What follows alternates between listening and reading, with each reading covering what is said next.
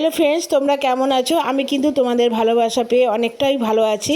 আজকে তোমাদেরকে একটা ভিন্ন ধরনের মিষ্টির রেসিপি শেয়ার করব তোমাদের সাথে। আমি আজকে একটা পায়েস বানিয়েছি। এটা হচ্ছে লাউয়ের পায়েস। প্রথমে লাউটাকে একদম গ্রেটারে একদম ভালো মতন কুচিয়ে নেব। তারপরে একটু গরম জল দিয়ে ভাপ দিয়ে জলটাকে একদম ছেঁকে ফেলে দেবো, যাতে লাউয়ের মধ্যে কোনো রকম গন্ধ না থাকে। এরপরে দেখো, কড়াইতে আমি খানিকটা ঘি দিয়ে তার মধ্যে কিছুটা ড্রাই ফ্রুট, কিশমিশ, কাজু বাদাম, আমন্ড একটু আমি ভেজে নিয়েছি।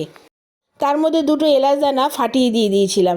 এরপরে দেখো, একটু লাল লাল করে ভাজা হয়ে যাওয়ার পরে সেটা কিন্তু আমি তুলে নিয়েছি। এবার ওই কড়াইতে আরও সামান্য ঘি দিয়ে যে লাউটা আমি জল ছাড়িয়ে রেখেছিলাম সেটাকেও আমি হালকাভাবে একটু ভেজে নেব। এবার দেখো, ভাজা হয়ে যাওয়ার পরে তার মধ্যে দিয়ে দিয়েছিলাম খানিকটা দুধ।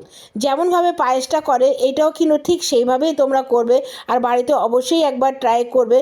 তোমরা যদি এই পায়েসটা কখনো কাউকে বানিয়ে খাও, সে কিন্তু বলতেই পারবে না যে এটা তোমরা কি দিয়ে বানালে। এরপর কিন্তু আমি প্রায় 10-15 মিনিটের জন্য লাউটাকে ঘিয়ের মধ্যে রান্না করে নেব, যাতে এর মধ্যে আর কোনো রকম গন্ধই না থাকে। এরপর আমি দিয়ে দিলাম বেশ খানিকটা দুধ। দুধ দেওয়ার পরে কিন্তু আমি এই পায়েসটা গুড় দিয়েই বানিয়েছি, যেহেতু এখন শীতকাল, তো গুড় তো অবশ্যই দেব। তো গুড় দিয়েই কিন্তু পায়েসটা বানানো হয়েছিল। তোমরাও অবশ্য ঠিক এইভাবেই রেসিপিটা ফলো করো। আর টেস্টের জন্য দিয়ে দিয়েছিলাম খানিকটা আমুল দুধ। আর একটু ঘন ঘনভাবেই কিন্তু পায়েসটা করবে।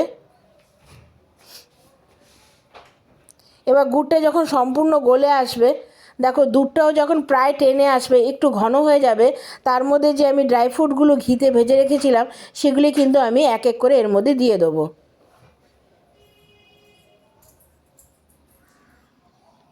এই পায়েসের টেস্টটা কিন্তু দারুণ হয়েছিল। তোমরা কিন্তু অবশ্যই বাড়িতে একবার ট্রাই করো, আর আমাকে কমেন্টস করে জানিও যে এই রেসিপিটা তোমাদের কেমন লাগলো।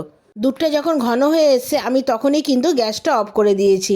আমার রেসিপিটা কিন্তু সম্পূর্ণ কমপ্লিট। আমার রেসিপিটা কেমন লাগলো অবশ্যই কিন্তু আমাকে কমেন্টস করে জানিও।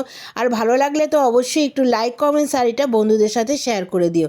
আর আমার চ্যানেলটা কিন্তু অবশ্যই সাবস্ক্রাইব করে দিও। দেখো, দুধটা কিন্তু ঘন ঘন হয়ে এসছে। এবার কিন্তু পায়েসটাকে আমি নামিয়ে নিয়ে তার উপর দিয়ে ডেকোরেশনের জন্য কিছুটা ড্রাই ফ্রুট দিয়ে দিয়েছি, আর উপর দিয়ে খেজুরি গুড় দিয়ে দিয়েছি। এটা দেখতেও ভালো লাগছিলো আর খেতেও কিন্তু দারুণ হয়েছিল। তাহলে অবশ্যই বাড়িতে একবার ট্রাই করো এই শীতকালে। আসছি আবার একটা নতুন রেসিপি নিয়ে, দেখা হবে। তোমরা ভালো থাকো, সুস্থ থাকো। এখনের জন্য টাটা।